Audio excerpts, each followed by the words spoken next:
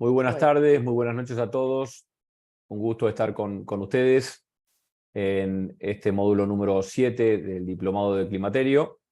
Y le vamos a dar la palabra a la doctora Mabel Martino, que es la coordinadora del Cono Sur, quien está de alguna forma instrumentando este módulo.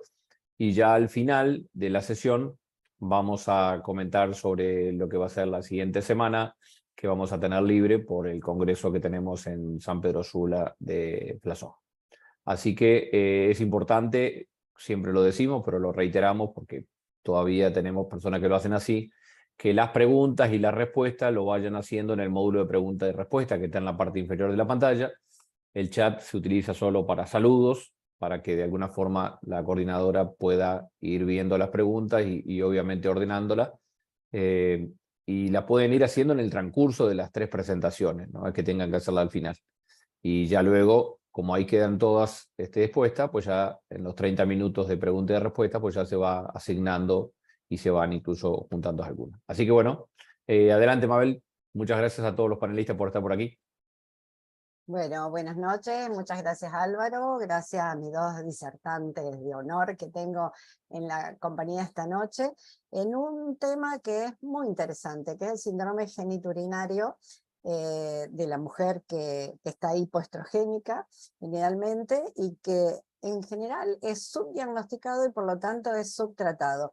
Entonces, queremos darle un poquito de conocimientos de este síndrome para que lo podamos resolver y que es tan molesto en la mujer en esta etapa de su vida. En primera instancia yo voy a presentar a mi amiga chilena, la doctora Paulina Villaseca. Ella es ginecoendocrinóloga, es profesora asociada del Departamento de Endocrinología, es directora de un diplomado también de endocrinología ginecológica. Está en el directorio de la Sociedad Internacional de Menopausia, de la IMS, y es miembro del comité editorial de 2 revistas, de la revista Climateric y de la revista de Endocrinología Ginecológica. Pero bueno, sobre todo tengo una amistad con Paulina y nos conocemos de hace muchísimo tiempo y es una excelente profesional y una excelente persona. Nos va a hablar Paulina de etiología y sintomatología de este síndrome. Así que las dejo, podés compartir pantalla y te dejo con el auditorio. En primer lugar, muchas gracias, Mabel, es un gusto siempre estar contigo. Añoro un almuerzo o un cafecito por ahí en algún lugar, quizás más adelante. Sí, Doctor seguro. Álvaro, muchas gracias por invitarnos a participar en FLASOC como Cono Sur, que Mabel está encargada del Cono Sur. Y Germán, tendremos el honor de poder compartir este tema con los alumnos médicos de Latinoamérica. Así que buenas tardes, buenas noches, depende de dónde estemos. Ya es de noche. Entonces, vamos a compartir pantalla de inmediato.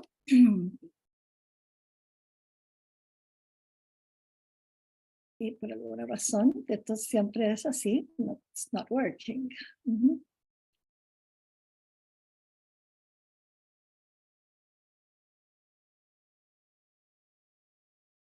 Aquí está, apareció.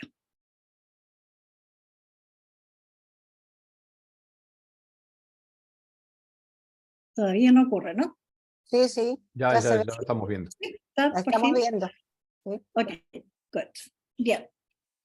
Entonces, vamos a comenzar este interesante módulo dentro del Diplomado de Climaterio, que es el módulo del sistema geniturinario femenino, en esta etapa tan importante que, tal como ha avanzado la humanidad, es una etapa de la posmenopausia que nos tiene 30 o 40 años en este mundo, teniendo que estar funcionales, activos, pensantes, personas en todos los aspectos.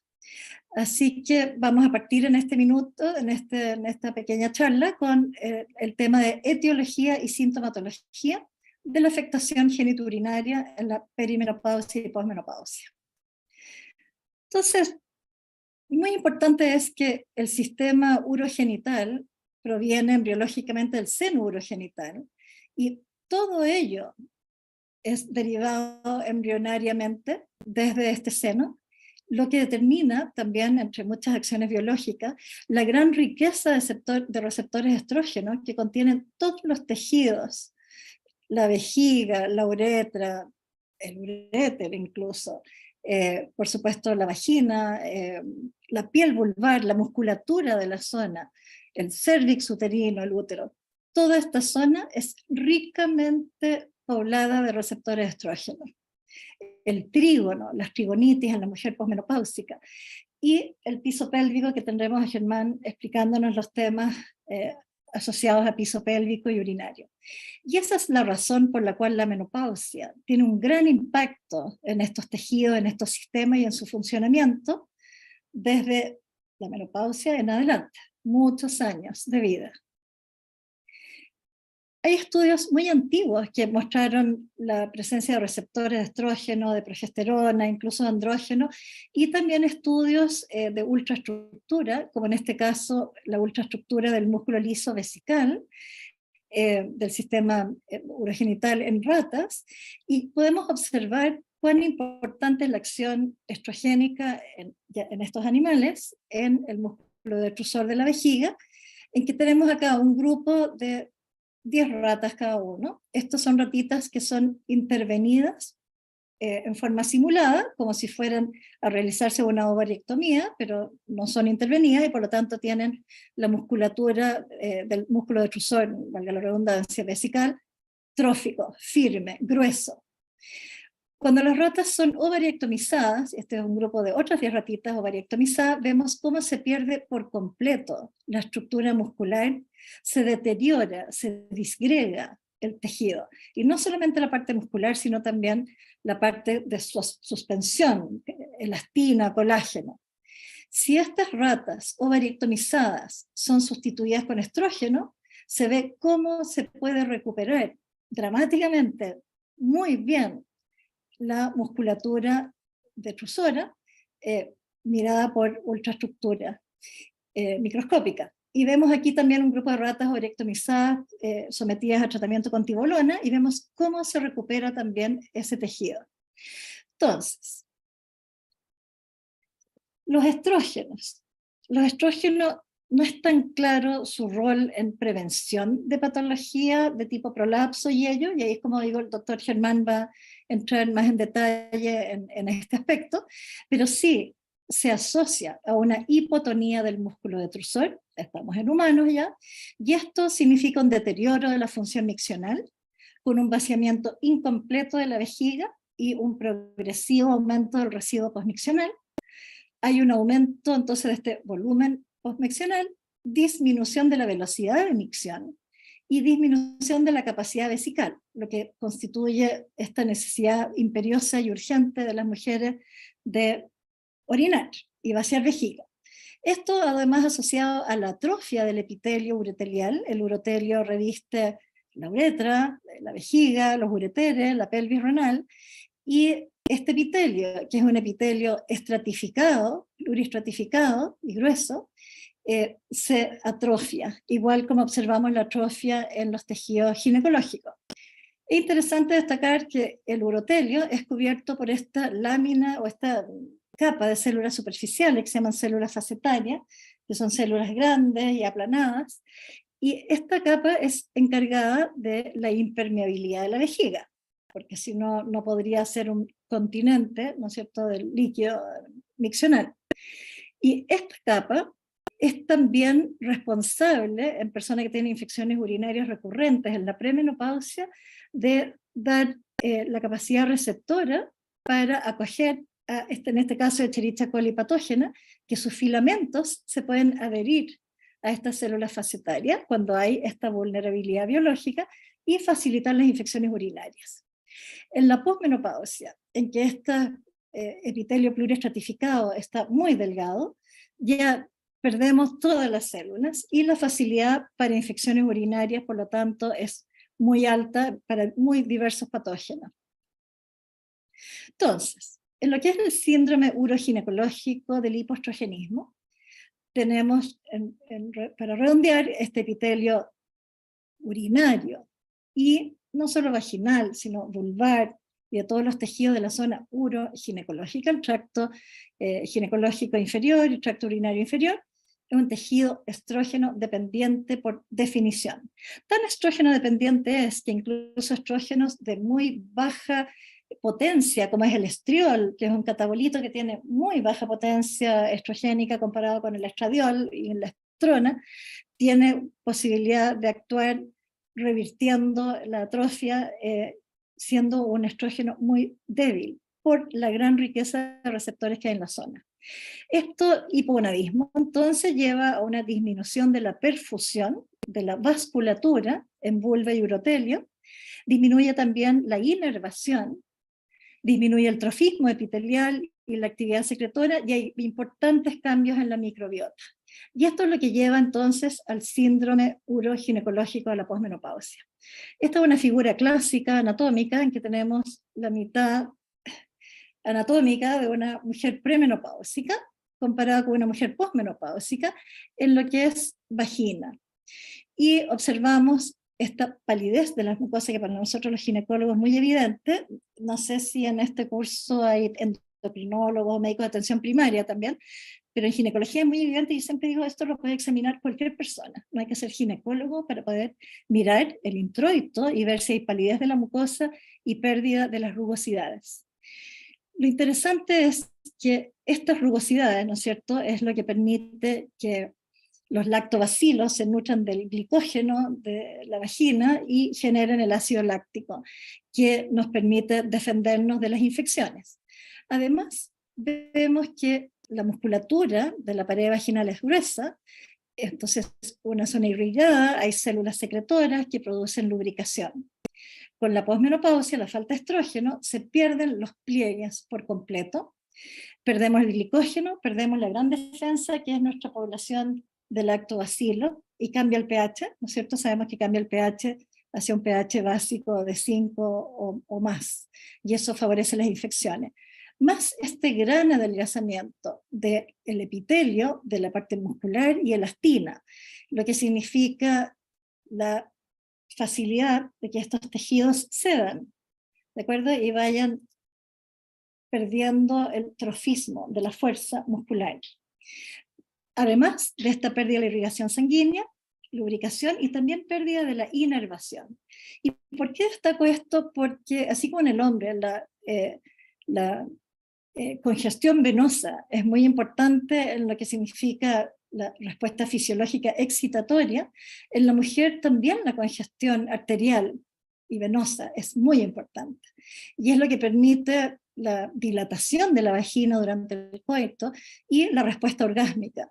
Entonces, si perdemos irrigación, no hay posibilidad de respuesta excitatoria fisiológica, más allá de la libido en que hay todo un contexto amoroso, y eso vamos a entrar un poquito más en detalle más adelante. Estos son casos extremos de atrofia vulvar, extremos de mujeres ya mayores, pero esta puede ser la historia natural, y de hecho, la principal consulta ginecológica de la mujer mayor de 65 años, mayor de 70 años, son problemas asociados a la atrofia. Fíjense que esta paciente está sinequiada, con una sinequia, más este epitelio blanco, ¿no es cierto?, que produce prurito. Esto se puede llegar a sellar incluso la salida de la uretra, y uno puede ver pacientes mayores que están orinando por rebalse, y se ve una línea de orina que está permanentemente, hasta que se pueden obstruir por completo, como si fueran prostáticas. Entonces, ¿cuáles son los síntomas uroginecológicos y de la función sexual en la menopausia? En la función sexual es la disminución del deseo, el dolor coital, y en lo uroginecológico, lo que está íntimamente ligado a la función sexual, es la sequedad vaginal, picor, ardor, irritación. Eso es muy frecuente que las pacientes consulten porque tienen picor, ardor y dicen debo tener un hongo, se automedican con óvulos vaginales, ven muchos médicos que también dicen sí, tiene que ser un hongo, no veo el flujo, pero tiene que ser, y vamos tratando con distintos tratamientos antibacterianos, a veces incluso, y la persona sigue con molestia. Lo mismo la disuria y la urgencia miccional, el aumento de la frecuencia urinaria. También las pacientes consultan porque tienen infección urinaria. Y los urocultivos son negativos, negativos, negativos, y los tratamientos antibióticos entonces ocurren igual, no bien indicados en esos casos, automedicados muchas veces, sin resolver la sintomatología. Además, hay también vaginitis, infecciones vaginales y infecciones urinarias frecuentes por esta disminución de la microbiota defensiva, más la atrofia epitelial que también favorece que esto ocurra. Y es así que se constituyó a principios de la década pasada, lo que se llamó el síndrome genitourinario de la menopausia. Y esto se llamó así porque siempre hablábamos de atrofia uroginecológica y uno le planteaba a la paciente tiene atrofia, la paciente era como un shock, así como, ¿cómo me estoy atrofiando? O sea, tiene una connotación muy peyorativa y de ahí fue que se acordó que se iba a llamar esto síndrome genitourinario de la menopausia. Y entonces es un grupo de tres grupos de síntomas: los síntomas genitales, que ya veíamos, los síntomas sexuales, en que también aquí destaco la falta de lubricación coital, ¿no es cierto?, pero el dolor coital, que va afectando mucho a los pacientes, e incluso el sangrado coital, que muchas veces nos hace insistir en buscar patología cervical, y resulta que es sangrado por atrofia, por lesión, por trauma, esfacelación, fisuras, y la sintomatología urinaria. Esta sintomatología uroginecológica está incluso involucrada, es parte de la escala de puntuación de la sintomatología de la menopausia, y ustedes ven que los 3 últimos puntos acá están en esta encuesta. Podemos que necesitamos investigar en nuestros pacientes peri y posmenopáusicas para ver cuán afectadas están de la sintomatología. Por repente es una vorágine de síntomas, muchos síntomas que ellas mismas tratan de discernir cuál es el que más les afecta o qué es lo que no importa tanto, y esto nos ayuda de repente a objetivar esta sintomatología que es tan amplia.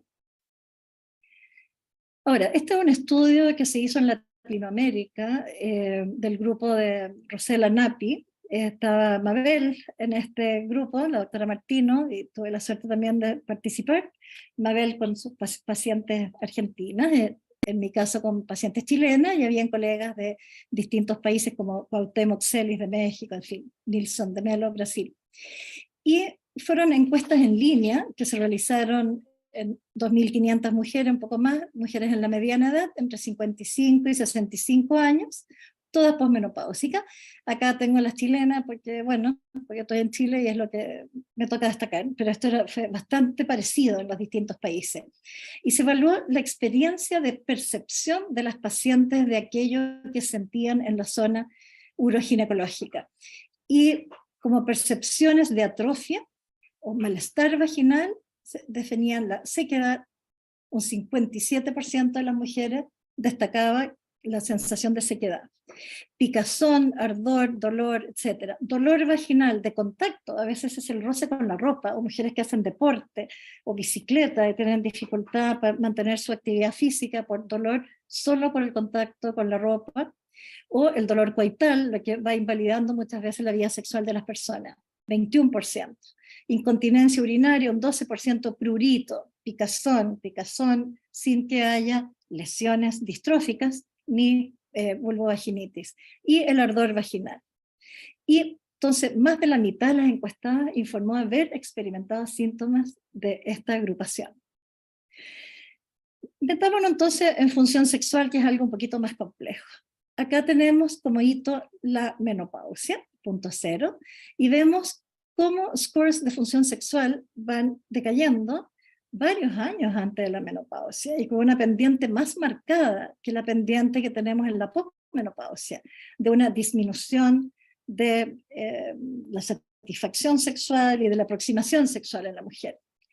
¿Y qué es lo que pasa? Que, bueno, la libido femenina es muy compleja, y la respuesta sexual femenina es muy compleja, y los primeros que investigaron la sexualidad global de la pareja fueron estos investigadores, Virginia Johnson y William Masters, los clásicos Masters y Johnson, que el año 66 escribieron un libro con sus estudios que hicieron funcionales en pacientes que estaban teniendo actividad sexual, y ellos describieron que la respuesta sexual tanto en hombres como mujeres era lineal, años 60, y lineal en que había una excitación, meseta, orgasmo y resolución. Sin embargo, años después, bastantes años después, el año 79, la psicóloga Helen Singer Kaplan, incluyó el deseo en la mujer, que no era lineal, que habían otros factores involucrados, como el deseo, y que el deseo era lo que llevaba a la excitación y a la respuesta orgásmica. Y por último, tenemos también muchos años después, para que vean cuánto nos cuesta explorar temas que son tan inherentes al ser humano y que son de tanto pudor y tanto tabú. Pero muchos años después, entonces, Rosemary Basson agregó y definió, a diferencia de la sexualidad masculina, como la respuesta sexual femenina circular, que está por sobre todo basada en la intimidad. Y para llegar al deseo y por lo tanto al resto de la secuencia de la función sexual, era muy necesario trabajar la parte de la intimidad. Y eso va siendo mucho más importante, siempre es importante, pero va siendo cada vez más importante en la medida que se avanza en la edad, porque la hormona de la libido espontánea son los andrógenos, ¿no es cierto?, de la testosterona. Y las mujeres tenemos ya la mitad de los andrógenos circulantes de los 20 años, a los 40 ya está la mitad de ellos. Y cuando llega el momento biológico, la menopausia, ya muchas mujeres ya son deficitarias de andrógeno. Y también eso puede ocurrir años después de la menopausia. Entonces, progresivamente, la libido femenina va dependiendo de recompensas no sexuales para la motivación.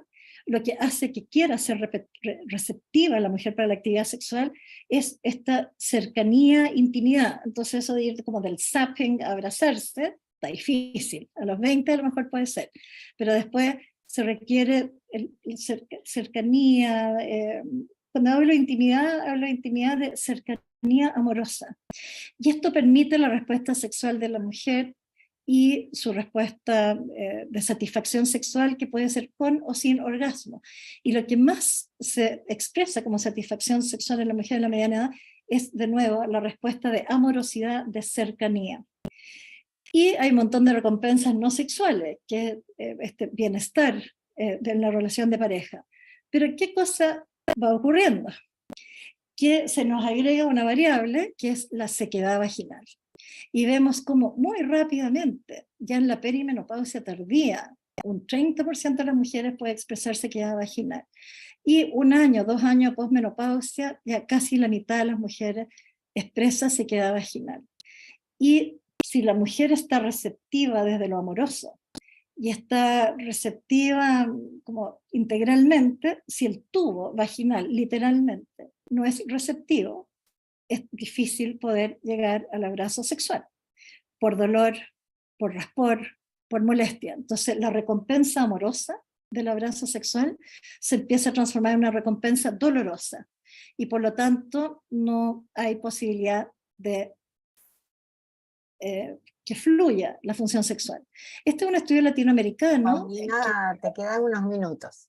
Perfecto, estoy terminando. De mujeres en la mediana edad, también entre 40 y 59 años, en que se vieron todos los factores de los dominios de función sexual, y la muy alta prevalencia de disfunción sexual se asociaba como principal factor la sequedad vaginal, con un odds ratio altamente significativo y claramente significativo. Entonces, esta función sexual de la mujer circular requiere de manejar el tema de la sequedad vaginal. La salud urogenital es un factor determinante para la calidad de vida, del día a día, no tener que usar toallitas por micción indeseada, y la función sexual. Y lo interesante de esto es que la sintomatología vaginal no se resuelve espontáneamente como sí lo hacen los bochornos. Y no solo eso, sino que son años de impacto en la calidad de vida. Y aquí tenemos este grupo de mujeres del WHI, de todas las mujeres enroladas, en que vemos la sequedad vaginal, la irritación, prurito, descarga, disuria. Y vemos la prevalencia que tiene en la década de los 50, en la década de los 60 y en la década de los 70. Y si bien vemos que va decayendo, no es porque se pase, sino que porque empieza a dejar de ser un problema. O sea, ahí está, pero ya, vivo con ello, no me invade, no me afecta. Pero sigue siendo prevalencia bastante alta. Y muchas gracias por su atención. Una foto de acá de Puerto Natales. Bueno, muchas gracias, Paulina. Excelente tu charla. Y bueno, me diste pie a que yo vaya a ver si podemos tratar toda esta sintomatología del síndrome genitourinario, como se llama. Así que, bueno, yo voy a proceder a compartir pantalla. Y así, empezó por el final yo. Bueno, yo no me voy a presentar, ya estuve en otros módulos, yo soy ginecóloga. Y ¿ven la pantalla? Sí. Bueno, perfecto. Yo soy ginecóloga, soy de la ciudad de Rosario, de Argentina, y voy a ver si vamos a poder darle un enfoque terapéutico a este síndrome genitourinario. Pertenezco a todas estas sociedades y no tengo conflicto de interés. Y este síndrome, que como bien lo expresó Paulina, involucra a toda la parte genital y urinaria, toda la parte baja del organismo femenino, vamos a ver qué podemos hacer. Y en primera instancia, antes de entrar en los tratamientos farmacológicos, tenemos que ver qué le recomendamos a esta mujer. ¿Por qué? Porque se ha comprobado que, por ejemplo, promoviendo estilos de vida saludable para controlar el peso de la mujer, se puede, bueno, ya a lo mejor también Germán lo va a decir, pero se puede mejorar la incontinencia urinaria. Y se sabe que más o menos reduciendo un 5 o un 10% el peso corporal, mejora esa incontinencia urinaria. Y la Sociedad Americana de Menopausia recomienda para ello reducir la ingesta calórica, hacer una actividad física regular, todo lo que sabemos, limitar la ingesta de grasa y aumentar el consumo de frutas y verduras. Esto sirve para todo, tanto para la patología cardiovascular, la ósea y también para este síndrome. También el abandono del tabaco. ¿Y por qué decimos el tabaco? También el tabaco influye en el flujo sanguíneo de todos los vasos de la vulva y de la vagina. Y, por ejemplo, el hecho de que una mujer fume se considera que aumenta 3 veces el riesgo de urgencia y de frecuencia miccional. Y también acelera la atrofia vulvovaginal. Y también el tabaco sabemos que adelanta la menopausia, o sea que adelanta el hipoestrogenismo en la edad de la mujer. Una actividad sexual regular, si la mujer la puede tener, si la pareja la puede tener, es bienvenida. ¿Por qué? Porque aumenta la elasticidad, aumenta el flujo sanguíneo y mantiene un tejido más sano. Y también tenemos que hacer el control de todas aquellas comorbilidades o metabolopatías que influyen en la salud urogenital y sexual, como son la diabetes, la hipertensión, el sobrepeso y la obesidad. Y bueno, hay ciertas patologías como la depresión y la angustia que también empeoran toda esta función sexual y la calidad de vida de las mujeres, por lo tanto es importante tratar, indagar y preguntar en las mujeres cómo está su estado moral, digamos. Esas son las recomendaciones que podemos hacer y después pasamos a los tratamientos. Tratamientos primero no hormonales. Primera línea de tratamiento son los no hormonales. En primera instancia, hidratantes y lubricantes. Los hidratantes son todos aquellos que imitan la secreción natural de la vagina y los lubricantes imitan el moco cervical.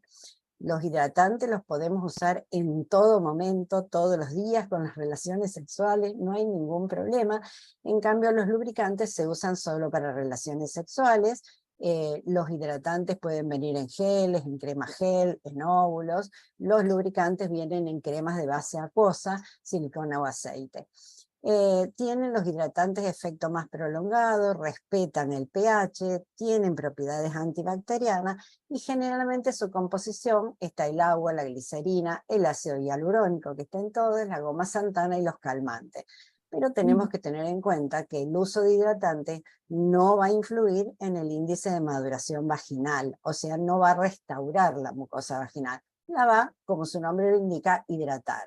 Los lubricantes en su composición también tienen ácido hialurónico, ácido láctico, glicerina, derivados. Hay muchos que tienen extractos vegetales que son estimulantes y otros que tienen perfumes, no son los más recomendados. Siempre hay que recomendar que hay que elegir lubricantes con un pH y osmolaridad fisiológica, es decir, que el pH sea inferior a 7 y la osmolaridad inferior a 1200 miliosmoles por kilogramo. Y lo que le puse en el medio y que es para ambos, que no contengan parabenos, que son los disruptores. Bien, luego, y por recomendaciones de un consenso de la NAMS y del American College, se tienen que usar también como tratamientos no hormonales en esta oportunidad los dilatadores vaginales que se pueden usar, que pueden ser los manuales, como tienen esta imagen en distintos colores y distintos tamaños, que se va de un tamaño pequeño y se va aumentando gradualmente y siempre usándolo con lubricantes o hidratantes vaginales para no lesionar la mucosa vaginal. También puede ser la estimulación vibratoria o masaje terapéutico, como son los que les señalo en este costado. Y bueno, importantísimo son las terapias del suelo pelviano. Esto le corresponde un poquito más a Germán y sobre todo para lograr una continencia urinaria. Porque ¿qué vamos a lograr con estos ejercicios del suelo pelviano? Vamos a aumentar la presión intrauretral durante el esfuerzo y así fortalecemos la musculatura y mejoramos la vascularización local y aparte la continencia. O sea que la reeducación pelviana es la primera línea de tratamiento cuando hay disfunciones del piso pelviano. Y esto hay varios, lo más importante que es la cinesiterapia, que ustedes todos los conocen, lo más importante, los ejercicios hipoprésicos, que los hemos indicado a todas nuestras pacientes, que son los ejercicios de Kegel, que se usan principalmente se aconsejan en aquellas mujeres que tienen una incontinencia de orina de esfuerzo, o una incontinencia de orina mixta, o motora, o una incontinencia fecal. Pero también, para reforzar este piso pelviano, tenemos los estimuladores, ya sean los manuales, como son los conos vaginales, o la electroestimulación. Y todas aquellas técnicas que modifiquen la conducta, es decir, hay algunas pautas como el diario miccional, la programación, alarmas de cama húmeda, etcétera, que son todas técnicas de modificación de la conducta de estas mujeres. Pero ya si el tratamiento no hormonal no mejora la situación de este síndrome, tendremos que pasar a los tratamientos farmacológicos. Dentro de los tratamientos farmacológicos, que yo vi ahí ya que había una pregunta de cuáles eran los tratamientos mientras hablaba Paulina, bueno, por supuesto que no la vamos a contestar con la charla. Tenemos en primera línea los estrógenos. Los estrógenos pueden ser desde los estrógenos conjugados de equino, el estradiol, el estriol y el promestriene, que es el más débil de todos. Pero también podemos usar derivados androgénicos, como es la plasterona o DEA, en 0,5 miligramos. En algunos países, en el mío no está, pero sé que en algunos países de Latinoamérica está este SERM, que es el ospemifeno. Podemos usar opciones off-label, como la testosterona, porque ya bien Paulina lo indicó, que hay receptores de testosterona en esta zona también, y el láser, que vamos a hablar algo de cada uno. A ver, ¿se absorbe el estrógeno local? Y esa es la pregunta que siempre hacemos. ¿Por qué? Porque nosotros tenemos pacientes, no solo en menopausia, sin otra patología, sino las pacientes que están haciendo una terapia endocrina para el cáncer de mama, sobre todo con los inhibidores de la aromatasa, tienen una atrofia y una sequedad extrema. Entonces, tenemos que saber si estos estrógenos se absorben a nivel general para ver si lo podemos indicar o no. Acá empezamos con los estrógenos conjugados de equino, que dentro de los estrógenos son los más potentes. Es un trabajo publicado en el año 2018, con 400 mujeres, que se comparó con el estriol. y se vio como resultado que los dos tratamientos eran efectivos y seguros en el tratamiento de este síndrome, pero el estriol mostró más ventajas que los estrógenos conjugados de quino porque necesitó menor tiempo para revertir los síntomas y tuvo menos efectos secundarios. Sin embargo, no hubo en ninguno de los dos casos, ni con estrógenos conjugados de quino ni con estriol, un aumento estadísticamente significativo de los estrógenos plasmáticos. Siempre estuvieron dentro del rango menopáusico. Y también el WHI, que ya mencionó Paulina, también hizo un estudio en aquellas mujeres que habían sido portadoras de un cáncer de mama y usó los estrógenos conjugados de quino en estas mujeres en forma local, y como conclusión llegó que los estrógenos sistémicos aún habían aumentado solo en el rango menopáusico y no se asoció con mayor recurrencia en mujeres que tenían antecedentes de cáncer de mama ni en eventos cardiovasculares. Por lo tanto, tenemos que es un estrógeno que es el más potente, que tiene algo de absorción a nivel sistémica, pero no va más allá del rango menopáusico. ¿Qué pasa con el estrógeno que le sigue en potencia, que es el estradiol? Acá hay trabajos publicados en 2015-2016 con estrógenos vaginales en bajas dosis para ver realmente si tienen una absorción. Y estas son en pacientes también con cáncer de mama, estrógeno dependiente, que usaron y no vieron que aumentara la parte sistémica de estrógenos y no aumentaba la recurrencia. Pero hay recomendación, hay que tener precaución con el uso de estas cremas u óvulos con terapia hormonal local en mujeres con cáncer de mama estrógeno dependiente. Hay que reservar su uso para cuando los tratamientos no hormonales no dan resultado, y siempre haciéndole un estricto seguimiento y siempre en un consenso médico-paciente.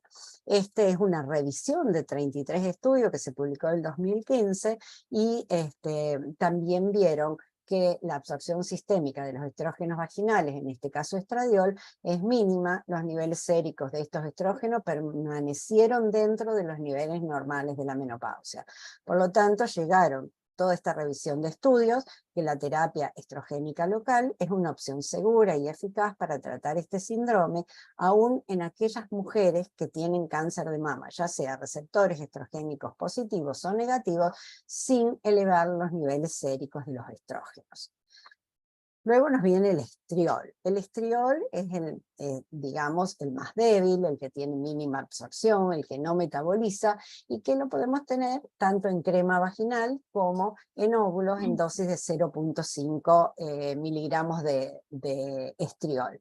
Y hay varios trabajos que también no los pongo a detallar por razones de tiempo, pero a ustedes les va a quedar en la plataforma. En aquellas mujeres que tenían una atrofia vulvovaginal, se le dio crema de estriol, aún en dosis inferiores a las habituales, que es 0,5, por 12 semanas. Fíjense que el aumento del estradiol sérico fue de 3.5 picogramos, menos que lo que habitualmente encontramos en una mujer posmenopáusica. O sea, que para síntomas vaginales se usan dosis muy bajas. El estrógeno de baja potencia, como es el estriol, no tiene efectos sistémicos. Pero yo les quiero aclarar algo. Como dijo bien la doctora, es una zona vascularizada y muy cargada de receptores. Si bien bajan en la menopausia, la vagina atrófica tiene receptores y absorbe mucho el tratamiento local hormonal. Por lo tanto, no hay que empezar con dosis altas ni con dosis de tan frecuente en la semana. Hay que empezar con dosis mínimas y solamente 2 a 3 veces por semana, y cuando la vagina se va adquiriendo trofismo, entonces se pueden dar mayor dosis porque hay menos absorción. La vagina atrófica absorbe mucho. Bueno, tenemos acá, esto se lo traje porque es llamativo, nosotros no tenemos esta combinación, estos son unos óvulos que tienen lactobacilos acidófilos y tienen estriol. ¿Pero qué? Esto modifica el pH, tiene su razón de ser, y nosotros tenemos, por ejemplo, óvulos de ácido láctico para acidificar un poco la vagina, para mejorar ese pH vaginal, cambios en la microflora vaginal y encima le damos también una reposición hormonal local. Este es un trabajo que se hizo y se publicó en el año 2015 con una buena cantidad de pacientes con impactos positivos tanto en la actividad sexual como en la calidad de vida de estas mujeres. Las muestras, bueno, no son tan grandes y no hay tanto disponible en la literatura, pero también se usó en esta preparación fundamentalmente en mujeres con portadoras de cáncer de mama y no se vio recurrencia ni absorción sistémica y mejoró sí los síntomas de este síndrome genitourinario. Y después, por último, del tratamiento hormonal, tenemos en esta línea de los estrógenos el promestriene. El promestriene prácticamente no tiene ninguna absorción, no metaboliza estradiol, y si bien en la literatura hay pocos datos, hay una experiencia de más de 40 años en Francia con el promestriene fundamentalmente, que no muestra ningún efecto sistémico después en todos los trabajos, de 4 a 6 meses, en dosis terapéutica en todos los estudios clínicos. Pero fíjense que también acá se aconseja que la absorción podría minimizarse aún más mediante el uso de una dosis inicial muy baja y que se vaya aumentando gradualmente hasta la dosis mínima efectiva. O sea, siempre tenemos que empezar de lo mínimo a lo mayor. Después tenemos el símil DEA, que es la prasterona. Nosotros actualmente, antes la teníamos en preparado magistral, actualmente en nuestro país tenemos los óvulos de prasterona. Es la única DEA aprobada por la FDA para el tratamiento de la dispareunia grave debido a una atrofia vulvovaginal. Y es una tableta intravaginal de 6.5 miligramos que tiene prasterona 0.5% y se usa por noche. Hay muchísimos trabajos publicados con el uso de la DEA y que mejora esta sintomatología vaginal sin aumentar la concentración de estrógenos en la mujer, tanto la mujer menopáusica que no tiene comorbilidades como aquella que tiene un cáncer de mama y que está tratada por los inhibidores de la aromatasa, que son los que producen tanta sequedad vaginal. Por lo tanto, la DEA, con su doble actividad estrogénica y androgénica en la vagina, no aumenta los niveles séricos de estradiol y es una buena alternativa a la terapia tópica con estrógenos. No hay trabajos tan multitudinarios en el uso de DEA en mujeres sobrevivientes de cáncer de mama. Pero, por ejemplo, este que le presenté del 2018, bien, la N no es muy numerosa, pero ha dado buenos resultados. ¿Qué pasa con la testosterona? Testosterona, hay países en Latinoamérica que tienen el gel de testosterona en la dosis que requiere la mujer. Nosotros no la tenemos, la podemos hacer preparar, o sea que es off-label. Pero también hay receptores de testosterona en el aparato genital de la mujer y tienen muy buenas acciones. Se han publicado varios trabajos, como ustedes ven, en mujeres aún sobrevivientes de un cáncer de mama y que están en tratamiento generalmente con los inhibidores de la aromatasa por ese cáncer de mama, y se usaron cremas de testosterona de entre 150 y 300 microgramos, mejorando la satisfacción sexual, la dispareunia y no elevando los niveles séricos de esteroide, porque son dosis adecuadas a la mujer, no los geles que tenemos a disposición nosotros en Argentina, que son dosis masculinas. Después tenemos el láser. ¿Qué es lo que pasa? No me salté una. Bueno, no apareció, el ospemifeno, a lo mejor está después. El láser es una terapia térmica de radiofrecuencia de bajas dosis que genera nuevas fibras de colágeno, mejorando el tono, la elasticidad y el trofismo de la vagina y el flujo sanguíneo. Pero bueno, no hay estudios suficientes con este uso de láser en la atrofia vulvovaginal como para que tenga un respaldo y que lo apruebe la FDA. No está aprobado por la FDA y está con alertas. ¿En qué recomendaciones del láser? En incontinencias de orina de esfuerzo, leve o moderada a cualquier edad, atrofia vaginal en mujeres mayores o hiperlaxitud vaginal que no mejora notablemente con los ejercicios. Hay algunos trabajos, no son demasiado extensos, pero hay uno publicado en 2014 que con 3 aplicaciones mejoró los síntomas de ardor, sequedad, picazón, dispareunia y disuria, mejorando la función y la satisfacción sexual en estas mujeres. Y hay otro que lo hicieron comparativo con el estrógeno local y fue eficaz tanto con el uso de estrógeno como el uso de láser. Entonces, hay estudios también en mujeres con cáncer de mama que la terapia de láser podría mejorar estos síntomas, pero no está aprobada ni por la FDA ni por los regulatorios europeos. Más, la Sociedad Internacional de Urología dice que la mayoría de los estudios son observacionales, que tienen corto plazo, que tienen efectos adversos, que no hay trabajos randomizados y que tienen un alto costo. También la NAMS se expidió por lo mismo, que no existe una guía formal para su uso, no se han publicado lo mismo, los ensayos controlados a largo tiempo y todavía no está indicado. Fíjense, trabajos del 2020, 2021, uno con 62 pacientes, otro con 85, acá el láser versus estrógeno que dio los mismos resultados y bueno, el costo es distinto, y en el láser versus placebo que no hubo diferencias en los resultados. Y un último estudio que se publicó hace unos días, que fue un análisis retrospectivo de datos recopilados prospectivamente, pero fíjense, 40 mujeres.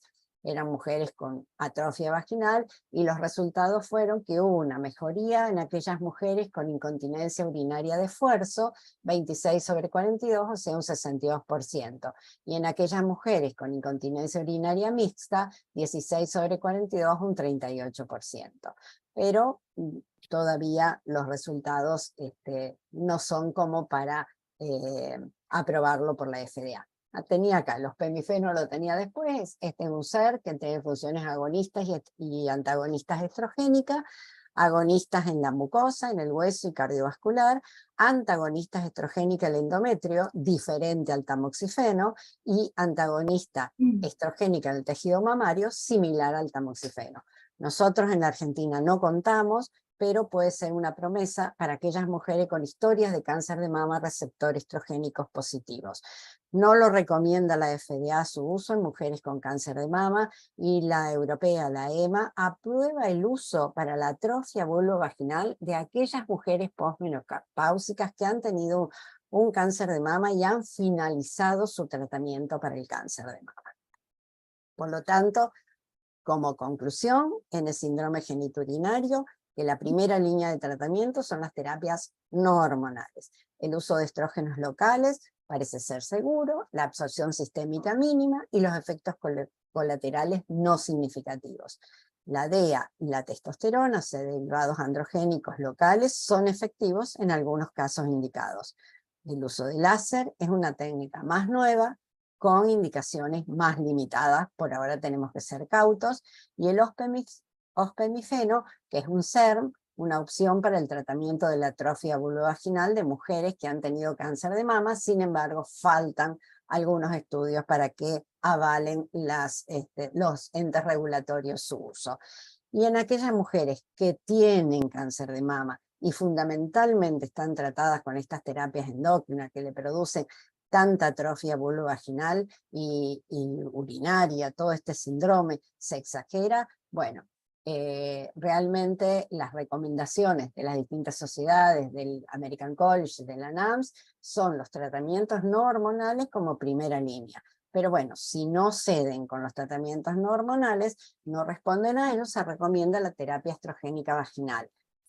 Esto se tiene, por supuesto, que tomar la decisión en conjunto, oncólogo, mastólogo, ginecólogo, mujer. Los datos actuales no muestran un aumento de la recurrencia del cáncer de mama, y los estrógenos más recomendados son los más suaves, los de acción más leve y los de mínima absorción o que no tienen absorción, como son el estriol y el promestriene. El uso de andrógenos, específicamente la DEA de uso vaginal, sería una buena alternativa, y la terapia con láser se propuso para el tratamiento de síndrome genitourinario debido a la mejoría de los síntomas con pocos efectos adversos. La recomendación de consensos es que faltan datos de seguridad más sólidos. Y por último, el ospemifeno es controvertido en pacientes sobrevivientes de cáncer de mama. Por ahora no podemos recomendar su uso, al menos hasta finalizado el tratamiento de cáncer de mama. Dejo de compartir. Bueno. Súper.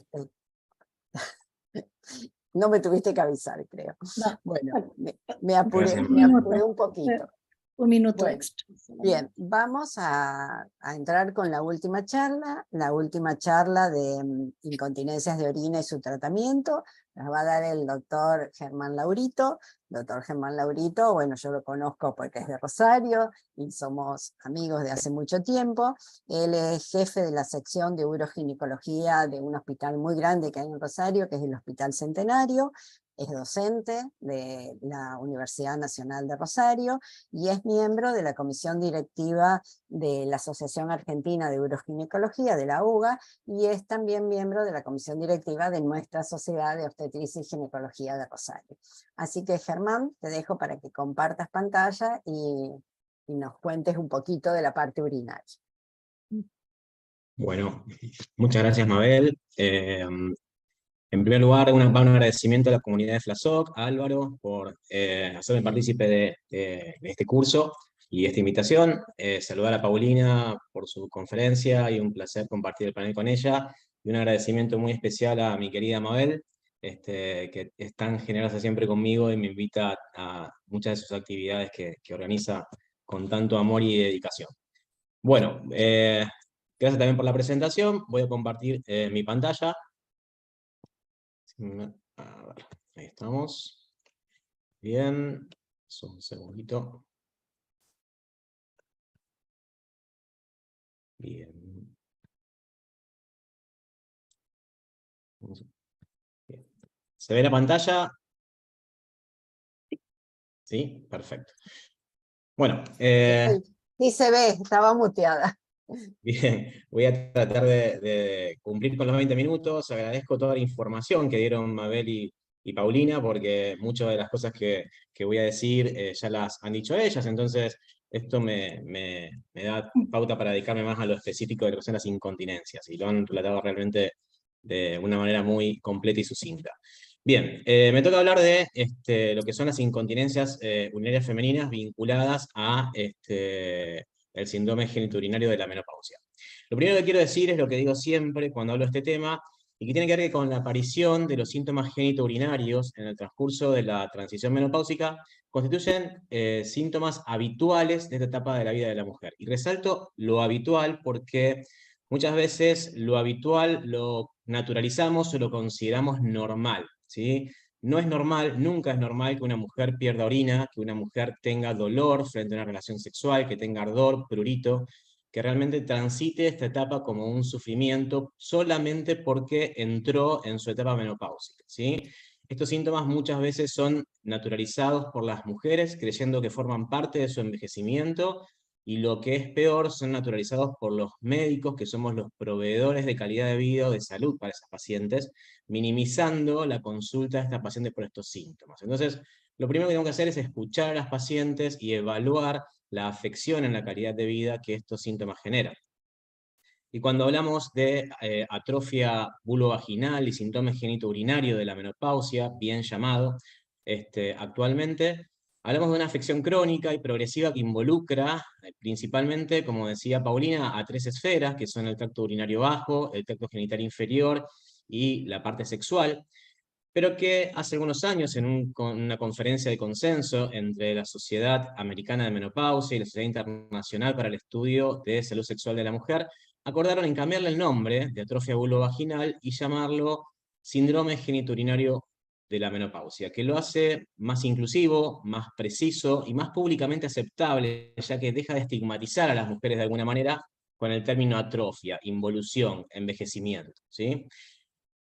Sabemos que la atrofia vulvovaginal es un término anatomopatológico que va a involucrar al 100% de las mujeres que entran en la menopausia.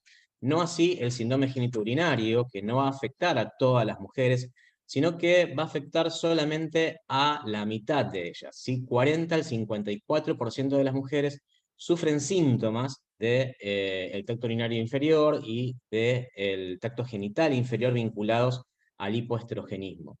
Digo, la mitad de las mujeres es una cifra enorme, ¿sí? Es una gran prevalencia de este síndrome que claramente los proveedores de salud debemos atender.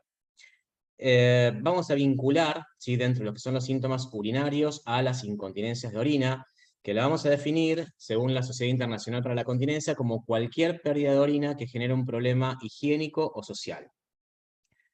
Fíjense el impacto psicosocial que genera la incontinencia urinaria, que es uno de los síntomas poco consultados por las pacientes por vergüenza, por pudor, y que son naturalizados a veces por los médicos y le dicen, quédate tranquila, es normal porque entraste en tu menopausia que tengas una pérdida de orina, ¿sí? Fíjense que la incidencia es del 15 al 35% de la población adulta mayor de 60 años, que incide el doble en la mujer que en el hombre, y esto tiene que ver claramente con cosas que le ocurren a la mujer a lo largo de la vida, principalmente en lo que tiene que ver con factores obstétricos, con factores hormonales y con factores anatómicos de la uretra femenina, que tiene grandes diferencias y grandes influencias a lo largo de su vida diferentes a la del hombre. Fíjense que es la segunda causa más frecuente de ingreso de pacientes a instituciones geriátricas, lo que genera además gastos, ¿sí?, en salud pública de patologías vinculadas al ingreso de adultas mayores a geriátricos. Estas cifras se considera que van en aumento, ¿sí?, debido al envejecimiento de la pirámide poblacional, dado que los seres humanos cada vez tenemos una expectativa más larga de vida. Las mujeres actualmente la expectativa de vida está alrededor de los 80 años, y este tipo de patologías claramente tienen que ver con más prevalencia en las adultas mayores. No tenemos que olvidarnos de la fuerte asociación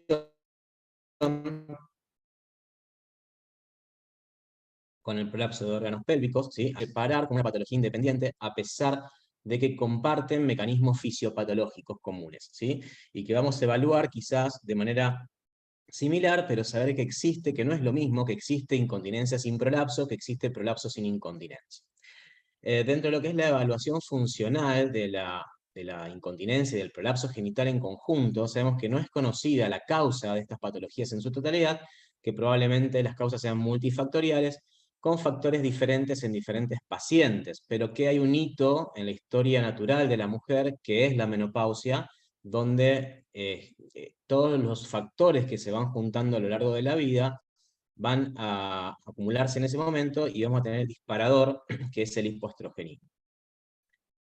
Vamos a hacer referencia un poco a lo que es la teoría integral de la continencia, introducida en los años 90 por Petros y Unstein, donde se sostiene que los síntomas tanto de incontinencia de esfuerzo como de urgencia son consecuencia de una misma cosa, que es una vagina laxa, y dan jerarquía a un ligamento, que es el ligamento pubo-uretral, y sus inserciones en la uretra media y en la sínfisis del pubis como punto de apoyo de la misma.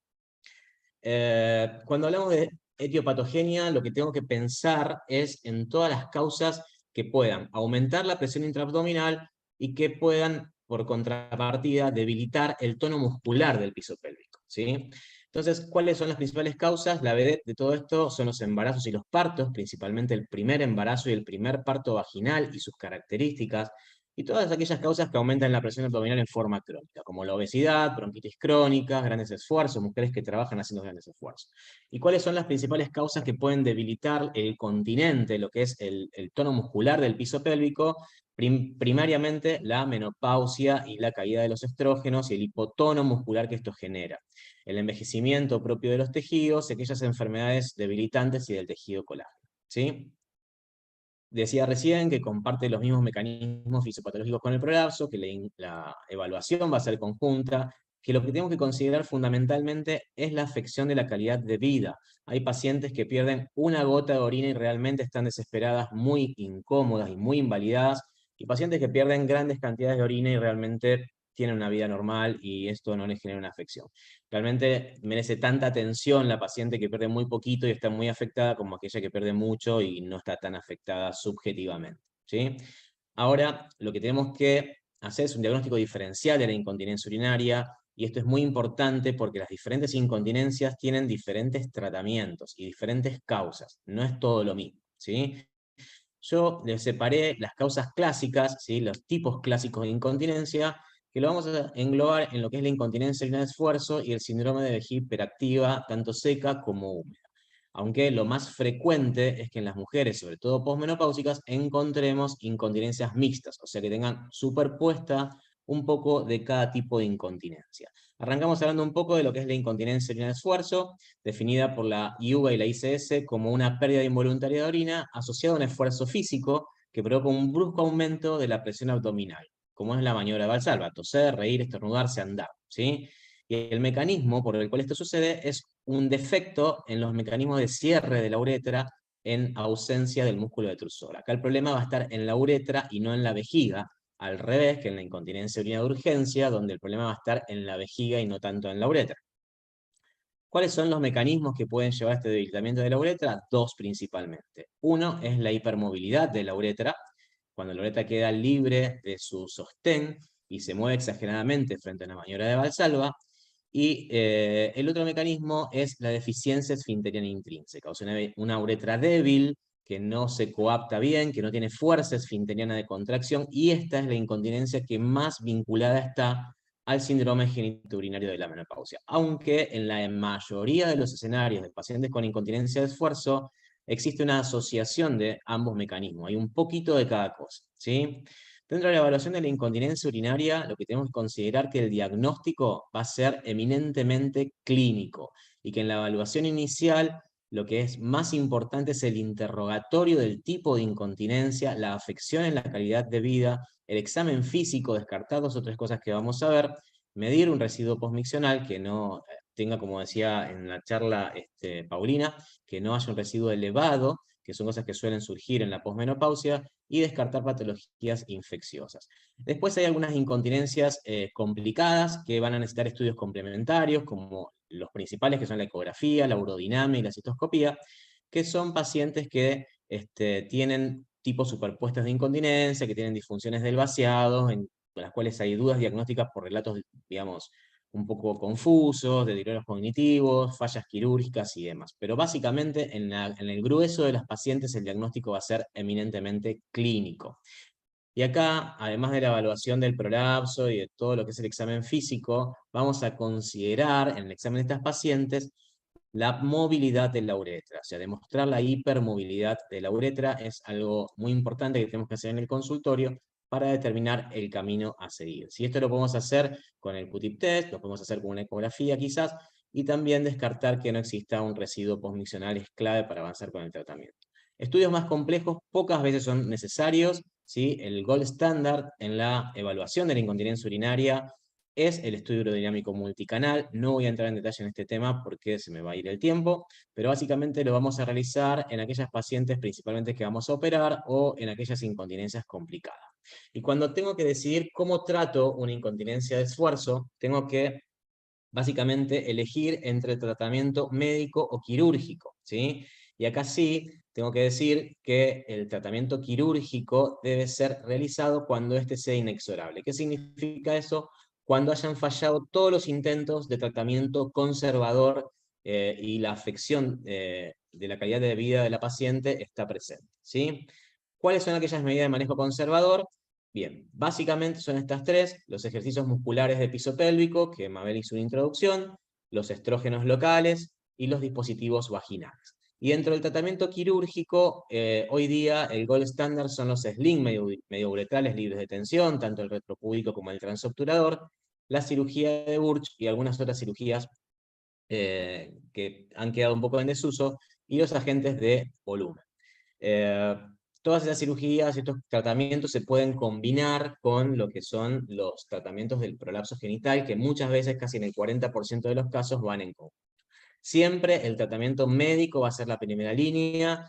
Mabel un poco les contó de los ejercicios musculares del piso pélvico monitoreados. Está demostrado que enseñarle yo a la paciente los ejercicios de Kegel en el consultorio y que los haga sola no tienen una buena tasa de éxito. Siempre los ejercicios musculares monitoreados por un especialista, generalmente lo hacemos con kinesioterapeutas, que ven a las pacientes una vez por semana, que trabajan con aparatología en el consultorio, que evalúan el éxito semana a semana, que estimulan a la paciente y llevan un seguimiento monitoreado aumenta considerablemente la tasa de éxito, ¿sí? O sea, la tasa de éxito va de un 30 al 90%, dado que esto es paciente dependiente. Esto es como ir al gimnasio. Si la paciente se adhiere bien al tratamiento, realmente los resultados son muy buenos, hay diferentes estrategias, el biofeedback, ahora lo vamos a ver un poquito más adelante, el descenso de peso corporal, ya hizo referencia a Mabel, la reeducación urinaria, las micciones regladas, el manejo adecuado de la ingesta de líquidos, muchas veces acomodando los horarios de ingesta de líquidos,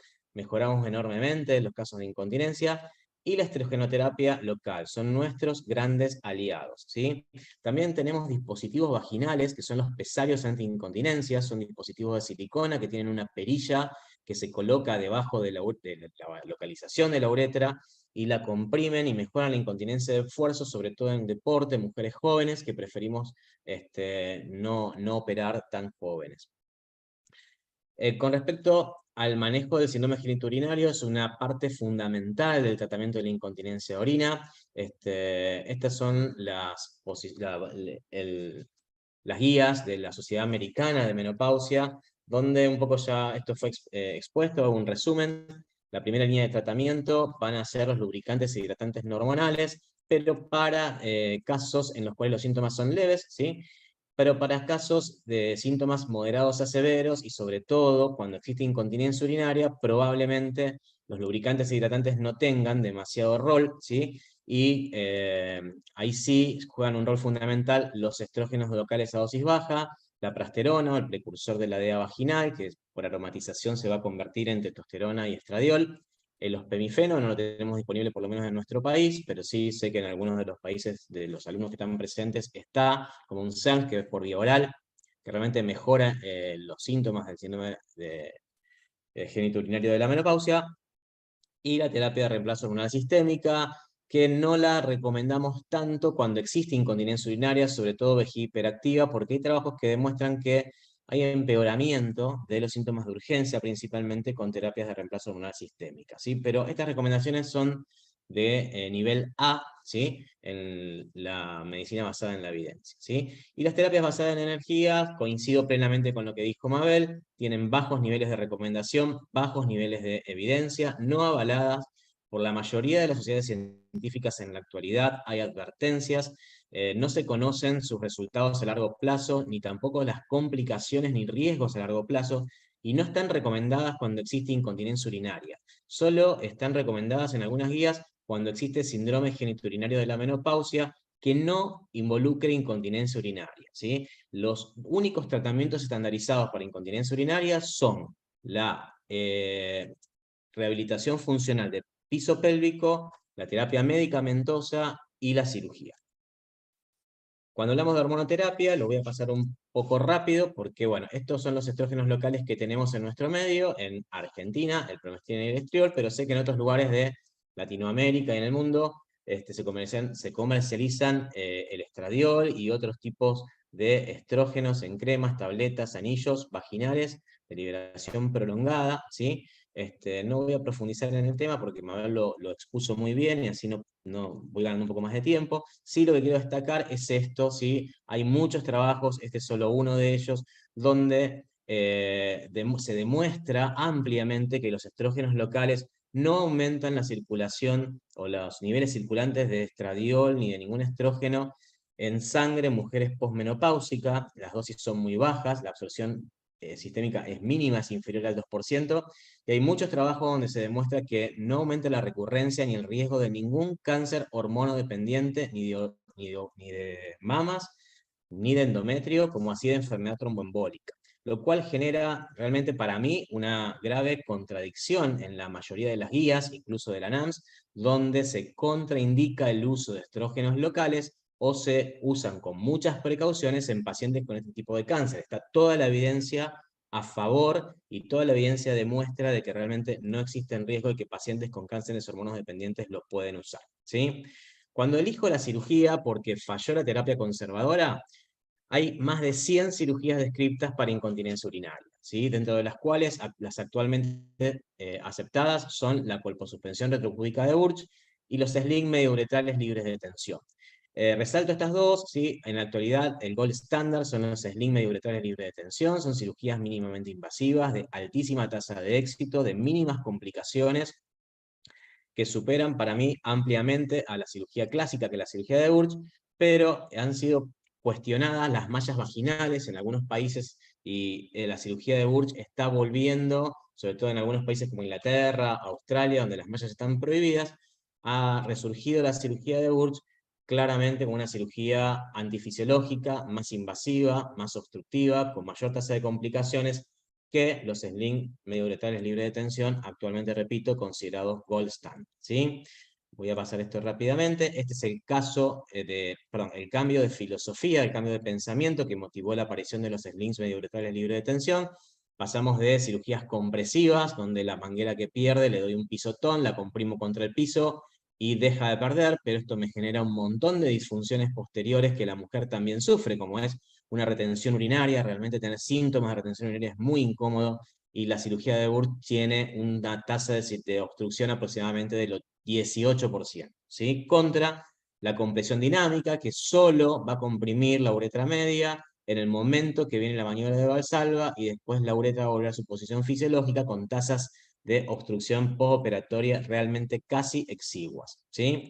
Cambiamos el sitio de tratamiento del cuello uretral a la uretra media, y de esta manera acortamos tiempos quirúrgicos, estancias hospitalarias, recuperación, costos, mínimas disección, abordaje vaginal. Realmente las ventajas de las terapéuticas con sling son realmente muchas, muchas, muchas.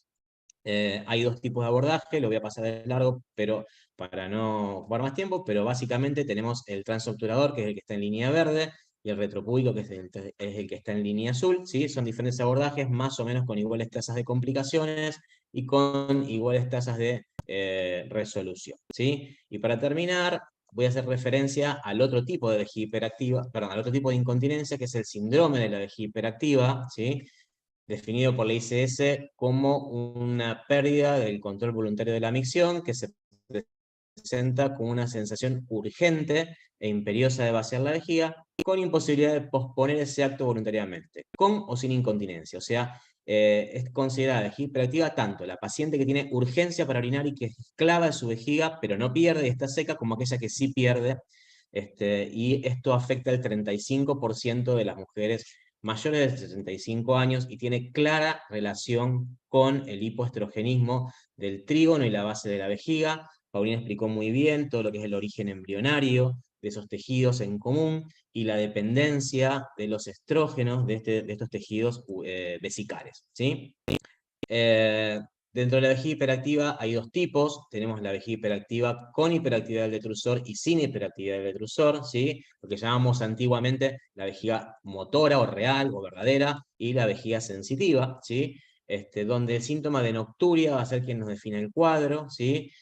La paciente que tiene nocturia y se levanta más de 2 veces a la noche probablemente tenga un problema funcional, un defecto en su vejiga, y la que tiene síntomas furiosos de día pero duerme toda la noche probablemente no los tenga, y el manejo va a ser diferente, sobre todo por la medicalización de estas pacientes, ¿sí? Entonces la nocturia va a ser el síntoma que me habilite a mí a tratar este síndrome, a medicarlo o no medicarlo, ¿sí? Vamos a pasar un poco, comparten las mismas formas de evaluar, ¿sí? Las pruebas fluidinámicas y demás. Cuando tengo que tratar, ¿sí?, un síndrome de vejiga hiperactiva, lo que tengo que pensar es que la terapia de primera línea, lo dijo Mabel, van a ser las intervenciones en los estilos de vida y las terapias conductuales, ¿sí? El tratamiento no farmacológico. Cuando entramos en el segundo nivel, que necesitamos tratamiento farmacológico porque la paciente tenga nocturia, no pueda tener buen descanso nocturno principalmente, los medicamentos en los que nos vamos a basar son en los antimuscarínicos y en los agonistas beta 3. Y en las pacientes que fallan a todas esas terapéuticas, la vamos a considerar vejiga hiperactiva refractaria, y vamos a subir el nivel de tratamiento a lo que son las inyecciones de toxina botulínica intradetrusor, la estimulación percutánea del nervio tibial posterior y la neuromodulación sacra como medidas de reserva, que no vamos a abordar ahora por cuestiones de practicidad, ¿sí? Dentro del tratamiento no farmacológico va a ser el constituye la primera línea terapéutica, logrando con eficacia la reducción de los episodios. Es eficaz, es seguro, no tiene efectos indeseables que tienen las drogas, ¿sí? Y dentro de las terapias conductuales tenemos los cambios higiénico-dietéticos, hablamos ya un poco de eso anteriormente con incontinencia de esfuerzo, y tenemos los programas de reeducación de la vejiga. Para esto también es importante valernos de una terapeuta que se dedique, que monitorea a la paciente. Los programas duran entre 6 a 12 semanas, son controladas cada 1 o 2 semanas con diarios miccionales para ver el progreso. Los tratamientos no se siguen a las horas de sueño y el grado de cumplimiento de la paciente determina el éxito. Esto es paciente dependiente y las tasas de éxito son muy altas, ¿sí? 80% asociados a tratamientos farmacológicos, ¿sí? El biofeedback es una de las estrategias, ¿sí? Es un aparato que se coloca en el consultorio, es como un tutor intravaginal sobre el cual la paciente trabaja y hace los ejercicios y recibe una devolución de un registro gráfico en un monitor o un registro auditivo, y va viendo progresos en intensidad de las contracciones, ¿sí? La estimulación eléctrica funcional, que es la estimulación del nervio tibial posterior, que lo que va a hacer es estimular una rama aferente del nervio pudendo, generando un aumento del tono del piso pélvico y de forma refleja una relajación del músculo detrusor, ¿sí? No son tratamientos de primera línea. Sí, la técnica percutánea ha demostrado ser muy efectiva en la evidencia científica, no así la transcutánea, ¿sí? Y pasamos, por último, al tratamiento farmacológico, donde el secreto va a estar en aportar estrógenos. Locales o sistémicos, siempre locales, por todas las propiedades y todas las ventajas que expresaron mis colegas. Cuando hablo de medicamentos sistémicos, hablo de principalmente los anticolinérgicos, ¿sí? Que el objetivo es bloquear el receptor muscarínico. No voy a meterme muy profundamente, sino que quiero transmitirle algunos conceptos generales, ¿sí? ¿Qué logro con el anticolinérgico? Logro aumentar la capacidad vesical por medio de la relajación del músculo detrusor, ¿sí? Entonces es muy importante, ¿sí? Porque lo que vemos mucho en los que recibimos derivaciones es que este tipo de paciente, el clínico general, el ginecólogo general, el urólogo general, no es muy simpático de recibir. Son pacientes complicadas, que son de la tercera edad, que vienen con muchas comorbilidades, con muchas patologías, y cuando cuentan que tienen incontinencia de orina, tómese esta pastillita y váyase, ¿sí? Realmente hay que tener mucha conciencia antes de hacer eso, porque podemos generar un gran daño. Si yo tengo una paciente que tiene un residuo postmiccional elevado, por ejemplo, y le doy un anticolinérgico deliberadamente sin preguntarle nada y sin descartar por lo menos mínimamente que no esté infectada y que no tenga un residuo postmiccional elevado, puedo empeorar muchísimo su situación. Si yo a la paciente que tiene residuo alto le aumento la capacidad vesical, le puedo producir un aumento de ese residuo, incluso con hidronefrosis, incluso con afección de la función renal. Así que ojo a la hora de recetar anticolinérgicos deliberadamente. Son medicamentos que pueden afectar otras esferas. Tenemos receptores colinérgicos por todo el cuerpo, principalmente en el sistema nervioso central. Vuelvo a decir, pacientes de la tercera edad, adultas mayores, con deterioros cognitivos, que vamos a aumentarle su deterioro cognitivo si no interrogamos bien, si no hacemos un buen diagnóstico y si recetamos deliberadamente este tipo de medicación. Muchos anticolinérgicos en la historia, pasamos del más potente y el que ha sido gold standard a lo largo de los años, que es la oxibutinina, a llegar a los más selectivos, que son la solifenacina y la darifenacina en la actualidad, que son más específicos para los receptores M2 y M3, que son los que más poblan la vejiga. Bueno, voy a ir pasando un poco rápido porque estoy en tiempo. Las propiedades de la oxibutinina como el anticolinérgico más potente, pero así también es un anticolinérgico no selectivo que tiene muchos efectos indeseables y una tasa de abandono superior al 50% debido a estos efectos, que son principalmente los de sequedad de boca, constipación y sequedad de las mucosas, ¿sí? Pasamos a los anticolinérgicos más actuales, que son más selectivos, con menores efectos indeseables y con mejores perfiles de tolerancia, ¿sí? Y por último, los agonitas beta-adrenérgicos, entre ellos el mirabegrón, es el más usado en la actualidad. Estos no tienen los efectos indeseables de los anticolinérgicos, realmente están pasando a ser los medicamentos de primera línea, aún superando a los anticolinérgicos, porque realmente no pasan la barrera hematoencefálica, no producen deterioro cognitivo y no tienen la tasa de abandono que tienen los anticolinérgicos. Estos medicamentos pueden combinarse, tienen efecto sinérgico entre sí, y siempre tenemos que individualizar el contexto de la paciente para indicarle tal o cual medicación según las patologías de base que tengan estas pacientes. Creo que pude cumplir con el horario, me pasó un par de minutos, pido disculpas y las preguntas que pueden haber surgido las charlamos ahora en el panel de preguntas y respuestas. Muchas gracias por la atención. Bueno, muchas gracias, Germán, excelente. Como siempre nos tiene acostumbrado, y bueno, hemos hecho un repaso general y rápido de toda esta sintomatología que sufre la mujer a esta edad. Yo la verdad, todas son de tratamiento las preguntas, pero bueno, las vamos a contestar entre los tres. Si dejas de compartir, Germán, así pasamos Sí, a la ahí mesa. voy, perdón, ahí estamos, Ahí dejé de compartir. estamos, Perfecto. ahí estamos. Bueno, a ver, la primera pregunta. ¿Hasta cuándo se hacen los tratamientos? Es decir, o mejor dicho, preguntaron si el tratamiento se da cuando se presenta el síntoma, o sea, la sequedad, la atrofia, además, o si se da preventivo, y hasta cuánto se da. A ver, la mayor parte, como ya lo expresamos todos, en esta etapa del hipoestrogenismo, tarde o temprano van a tener esta sintomatología, algunas más, otras menos y con distinta repercusión. Uno cuando le hace el examen ginecológico a la mujer ya se da cuenta si hay una atrofia que le puede traer consecuencias más adelante y el tratamiento se comienza. Y el tratamiento es siempre local. Por más que la paciente esté con terapia hormonal sistémica, este síndrome está presente lo mismo, porque lo que requiere, y lo que decimos siempre, es la terapia local. Y yo creo que es para mucho tiempo.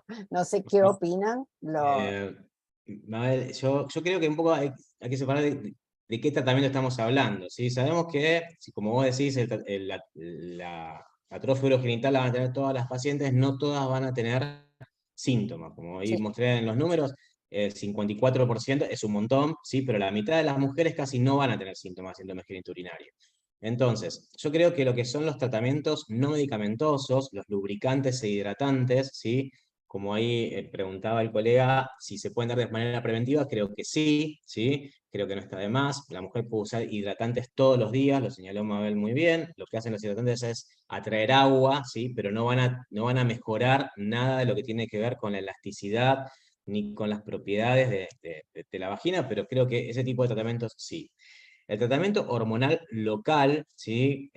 También coincido que la gran mayoría de las pacientes en algún momento lo van a necesitar, pero generalmente lo indicamos cuando arrancan los síntomas, ¿sí? Cuando la paciente relata algún síntoma, y también saber que en la medida que la paciente discontinúa el tratamiento, los síntomas tarde o temprano recurren, ¿sí? Con lo cual muchas pacientes también lo van midiendo un poco ellas, ¿sí? Ellas me dicen, ¿cómo lo uso? Y anda midiéndolo, igual que la dosis, ¿sí? Generalmente lo usamos bisemanal o trisemanal, pero hay pacientes que con un óvulo por semana están bárbaras, otros que con 2 no le alcanza y usan 3. Entonces se lo van autorregulando, y también con la etapa de la vida sexual, ¿sí? Que la mujer va manteniendo, ¿sí? Si la paciente está en una relación que tiene más frecuencia de vínculo sexual, aumenta la dosis o la disminuye o lo suspende momentáneamente y los vuelve a arrancar. No hay limitación, creo que se puede manejar con bastante libertad, pero sí saber que en la medida que lo discontinúan, los síntomas recurren casi siempre. Paulina. Sí, quizás agregar también en cuanto a la parte de la vida sexual de la mujer, es que hoy en día hay muchas mujeres que inician una nueva vida en pareja en edades mayores. Entonces, en ellas es muy difícil a veces retomarse en su vida sexual si no ha habido tratamiento entre medio. Entonces, no es que yo esté diciendo todas las mujeres tienen que usar tratamiento preventivo, pero si al examen clínico uno va viendo que no solo es la delgadez del epitelio, sino un estrechamiento muy significativo de la vagina, y se ve que la mujer está abierta a establecer una relación de pareja en su vida futura, ahí yo sí soy partidaria que hagan tratamiento, aunque no estén en ese momento sintomáticas, pero clínicamente evidentemente afectadas. y creo que el tratamiento es de por vida, mientras la persona quiera mantener las funciones para las cuales está usando el tratamiento. Bien, creo que contestamos varias preguntas, porque preguntaban todo. Por ejemplo, uno preguntaba la dosis de Promestiene y cómo la voy aumentando. No es que aumente en sí la dosis, se aumenta la frecuencia por ahí. Claro. Entonces, eso es. Después hay una pregunta, bueno, me pregunta si en Argentina hay crema de DEA. No, no hay. La DEA la tenemos solamente en óvulos nosotros, ahora, desde hace poco tiempo, y bueno, yo la hago preparar en preparado magistral, en comprimidos vía general, pero no en cremas, no la tenemos nosotros. Hay una pregunta que me dice del uso de los polinucleótidos. Bueno, yo tengo entendido, no sé, no los uso, que regulan la expresión génica y la síntesis de proteína y lo usan en la medicina estética y regenerativa. No tengo ninguna experiencia, no sé si a ustedes lo han usado, tienen alguna experiencia con los polinucleótidos. No sé quién lo preguntó, si tendrá alguna experiencia, nos comentará en el foro. Yo solo sé Sí, que hay estudios en curso en eso. Hay un claro. estudio en México que están comparando crema de polinucleótido vaginal con estrógenos con crema de estrógenos conjugados, por ejemplo. Y que lo que hace sentido de esto es que pudiera también recuperar elasticidad y masa Elasticidad. muscular. O sea, no solo epitelio. Es una hipótesis interesante y habrá que ver qué Claro. resulta de ello. Por eso el uso es en medicina regenerativa, fundamentalmente, ¿no? Claro. Polinucleótido, pero no, yo tampoco tengo experiencia en eso. Acá preguntan cómo se aplican o cómo decir a la mujer que aplique los estrógenos conjugados tópicos en la vagina y si con masaje. Nosotros ya no usamos, no sé ustedes, pero no usamos estrógenos conjugados equino. Sí tenemos cremas de estriol y de promestriene, son las únicas que tenemos. No tenemos tampoco tabletas de estradiol que hay en otros países. Y las cremas, yo en realidad no les recomiendo el uso del aplicador que viene con la crema, sino que les digo que se aplique con el dedo. Es el mejor aplicador. Y entonces sí, se lo introduce un poco en vagina, se masajea un poco y el resto se lo coloca en vulva y lo distribuye perfectamente. No sé la experiencia de El ustedes. estrógeno conjugado de equino en crema se ha dejado, está un poco en desuso porque es un estrógeno bastante potente y las pacientes experimentan algún síntoma de absorción sistémica, ¿sí? Tensión mamaria, algunos síntomas adversos que por ahí las preocupan un poco, entonces ha sido dejado un poco de lado el uso Sí, porque se absorbe más, es el estrógeno sí. que más se absorbe. Hay Más algunos hecho, estudios que tienen hiperplasia yo endometrial. siempre, claro, comento un estudio que hicimos hace, no voy a decir los años, ¿para qué? Pero lo hicimos en una oportunidad con estrógenos conjugados equinos, con estriol y promestriene. Y le dosábamos el estrógeno en sangre. Y realmente el único que tuvo absorción es el estrógeno conjugado equino. Sí, de acuerdo. No grandes niveles, ¿no? Pero superando un poquito los valores habituales de la menopausia. No ni el estriol ni el promestriol. Pero ¿cómo mides estriol en plasma y No, promestrieno? estradiol se medía, porque se Claro. convierten, pero el estriol en general no se convierte.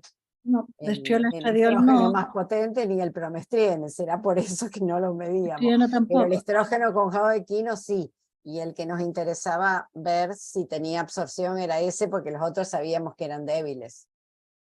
Bueno, un poco a mí es lo que a mí No me llama la dudas ahí. atención, ¿no? De cuánta evidencia científica a favor de esto, ¿no? De la no absorción sistémica, de los niveles de estradiol, Estradiol y del no estrona aumento miden, los dos. sí, de recurrencia de ningún cáncer hormona dependiente, contra lo que las mismas guías dicen, quizás en los mismos párrafos que demuestran esta literatura, sobre la contraindicación. Lo leí en casi todas las guías de los estrógenos locales en pacientes con cánceres hormonodependientes, que de eso es el caballito de batalla con el cual se agarran los defensores de las terapias de bioenergía, ¿no? Que son aptas para pacientes en las cuales los estrógenos locales están contraindicados. Y a mí me gustaría que alguien me explique en qué pacientes los estrógenos locales están contraindicados. La verdad que creo que no existen esas pacientes.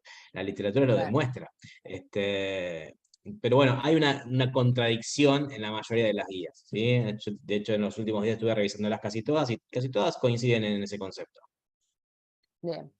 Acá hay una pregunta, bueno, es para vos, Germán. ¿Qué pacientes con incontinencia de orina son candidatas al tratamiento farmacológico y cuál es el mejor en su experiencia? Bueno, creo que lo comentaste ya en la charla. Sí, sí. Mira, creo que no hay que hacer grandes estudios, solamente escuchando lo que la paciente nos cuenta, ¿sí? La paciente con un síndrome de vejiga hiperactiva, que tiene furiosos síntomas de día y tiene frecuencias altísimas, pero la paciente se acuesta a dormir y su vejiga se duerme con ella, no tiene hiperactividad del detrusor, ¿sí? No existe la vejiga que se porte mal de día y que se porte bien de noche, ¿sí? Cuando la paciente se desvincula del control voluntario de la micción, la vejiga se calma. Esa paciente no va a andar bien y no tiene indicación de medicamentos anticolinérgicos. Ahora, si tengo una paciente con mala calidad de sueño, que tiene enuresis o que se levanta más de 2 veces por las noches, o sea, 3 en adelante, a orinar y no tiene buen descanso, esa paciente alta chance de tener una hiperactividad motora del detrusor y necesite un medicamento, y los de primera línea son los que mostré, los anticolinérgicos selectivos, llámese solifenacina, dalifenacina, con cuidado en las pacientes con deterioro cognitivo, en las muy adultas mayores, y los beta-3 agonistas, el mirabegrón es el de primera línea en este momento, que prácticamente estás desplazando a los anticolinérgicos en el tratamiento por los menores efectos indeseables, ¿sí? Pero la paciente con nocturia, que yo descarté un residuo, esa es la paciente que estoy habilitado a medicar. No mediquemos las pacientes solo por el síntoma de urgencia, sin escuchar lo que realmente tienen en su vida cotidiana. Claro. Acá hay otro, bueno, más o menos, ¿el tratamiento farmacológico de la incontinencia urinaria debe ser usado de forma permanente? Bueno, en realidad no. Está demostrado, a no ser que sea una vejiga hiperactiva neurogénica, ¿sí? Una consecuencia de un accidente medular o de una ACV, una paciente con una enfermedad neurológica. La vejiga hiperactiva idiopática, lo que está demostrado que el tratamiento definitivo y de primera línea va a ser la terapia conductual, ¿sí? La rehabilitación funcional del piso pélvico y la reeducación de la vejiga. Los anticolinérgicos y el resto de los medicamentos está demostrado que con el largo uso tienen pérdida de efecto, ¿sí? Tienen acostumbramiento y pérdida de efecto, con lo cual no recomendamos tratar con este tipo de medicamentos durante más de un año, ¿sí? La recomendación es administrarlos hasta que la paciente hace el tratamiento de primera línea y lo sostiene, ¿sí? Y después tratar de destetarlas, ¿sí? De los anticolinérgicos y que ella siga siempre con los ejercicios y con las regulaciones del estilo de vida. Bien. Acá hay una pregunta sobre biopsias de vulvas. ¿Cuál es el diagnóstico diferencial entre el líquen atrófico y el síndrome geniturinario de la menopausia? No sé si, Paulina, ¿la querés contestar? La biopsia en realidad está indicada cuando hay una lesión en que se observa, por ejemplo, el líquen atrófico, mi pensamiento personal es que no necesita necesariamente biopsia. O sea, si hay atrofia, no estamos pensando en que hay una lesión premaligna ni menos maligna, ¿no? Entonces son las distrofias vulvares hipertróficas, las leucoplaquias, o si no hay una leucoplaquia, así literalmente una placa blanca, lesiones blancas, engrosadas, serían lesiones que habría que biopsiar, sobre todo en pesquisa de atipías, de patología premaligna. Entonces, cuando hay atrofia, yo creo que más bien se puede tratar con estrógeno y se puede usar la crema en la piel vulvar y ver la evolución, y si es un líquen atrófico va a evolucionar mejor, y si es un síndrome geniturinario de la menopausia va a evolucionar mejor también, y no sería un cáncer. No, tendría la misma sintomatología. Claro. ¿Cuál es el protocolo antes de iniciar tratamientos con antimuscarínicos? Bueno, un poco la respondimos en las preguntas anteriores, ¿sí? El diagnóstico es clínico, descartar algunas cuestiones básicas, ¿sí? Principalmente patología infecciosa, ¿sí? Urocultivo, descartar residuo, tener bien hecho el diagnóstico, si merece o no el anticolinérgico, eso es lo más importante, y siempre la recomendación es utilizar el protocolo ver y tratar, ¿sí? O sea, tomar estas pautas que acabo de mencionar y tratar directo, ¿sí? Y ante la falta de respuesta, iniciar la cascada de estudios. Yo sé que la pasé un poco rápidamente, pero bueno, me corrí un poco el tiempo.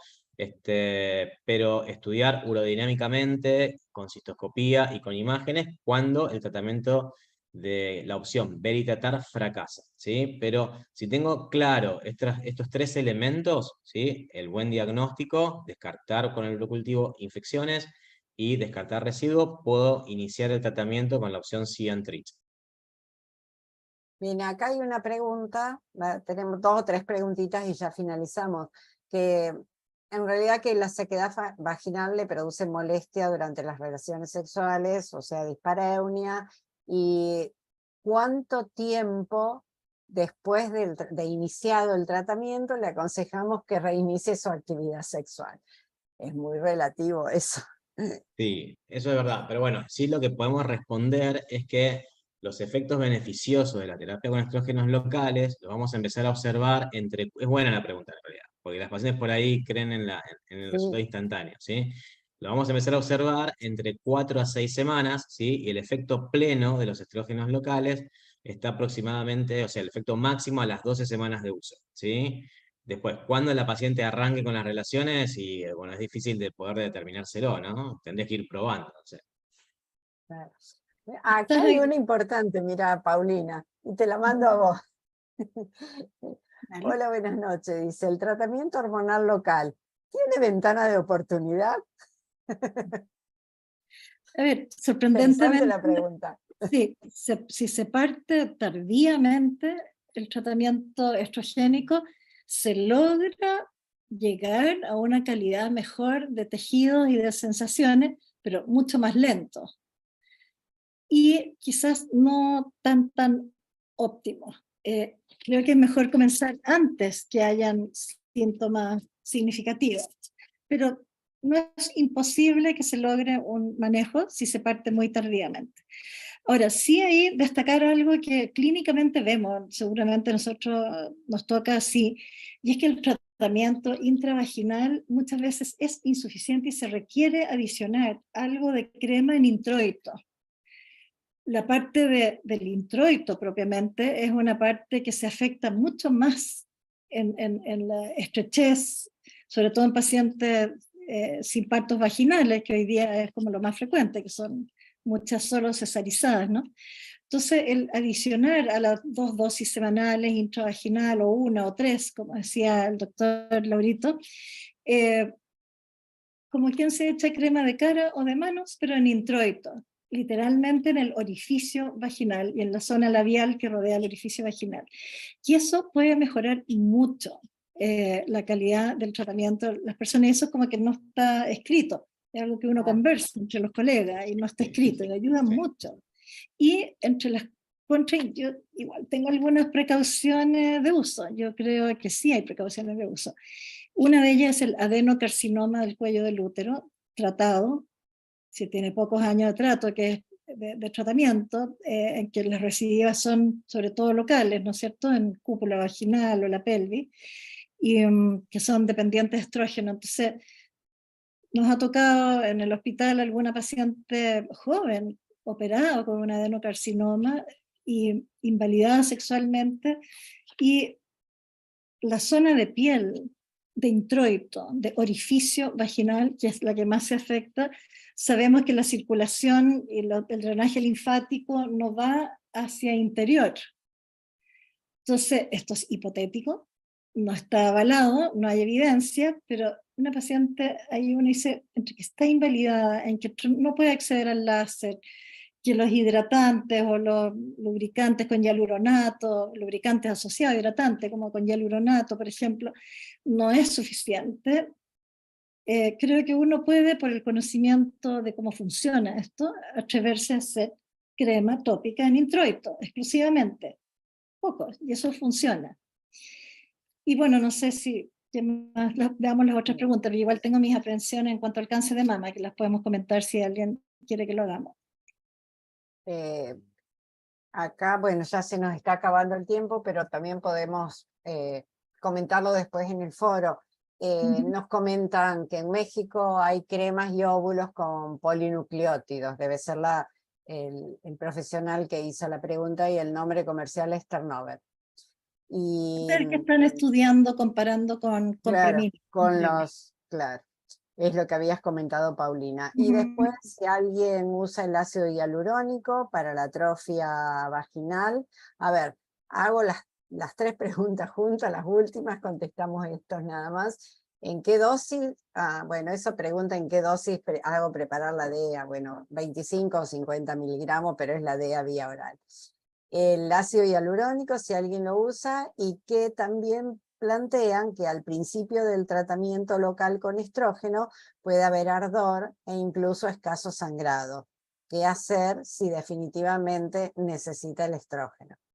Bueno, primero el ácido hialurónico, si alguien tiene experiencia en el uso, ácido hialurónico tienen los lubricantes y los hidratantes también, así que lo usamos y con frecuencia. Pero lo demás, bueno, lo dejo para no contestar siempre yo. El hecho de que haya una intolerancia, digamos, por ardor o por sangrado con el inicio de la terapia local. Nosotros en Argentina tenemos disponible 2 estrógenos locales, que son, como dijo Mabel, el estriol y el promestrieno. Y actualmente, hace muy poquito tiempo, tenemos la prasterona, ¿sí? Que es la DEA. Realmente lo que nosotros vemos es que ese tipo de reacciones tienen más que ver con el excipiente muchas veces. El estriol viene con un vehículo que es de base alcohólica, y el promestriene viene con un vehículo que es de base oleosa. Entonces lo que hacemos de pronto es, si el problema lo tenemos con el estriol, es rotarla a promestriene, que tiene una base mucho más oleosa y tiene menos efectos indeseables en ese sentido. O bien buscar la alternativa de pasarla de óvulos a cremas, ¿sí? Generalmente las cremas tienen menos reacciones de ardor y reacción local. Y si no, empezamos a jugar un poco combinándola, primero arrancando un tiempito con hidratantes y tratando de regenerar un poco con emolientes, ¿sí? Y tratando de regenerar un poco, mejorar un poco las condiciones locales para después poder introducirlas en la estrogenoterapia. Esas son las herramientas que usamos nosotros y generalmente no tenemos mayores problemas. Digo, con óvulos de ácido láctico para mejorar un poquito Sí, la flora totalmente. vaginal. Bueno, el tiempo nos corre. Yo quiero cerrar, pero con el comentario de Paulina que quería hacer sobre las pacientes con cáncer de mama. Y ahí cerramos. A ver, lo importante de esto es que aquellas pacientes que al menos están en tratamiento todavía, con tratamiento antiestrogénico, ¿no es cierto?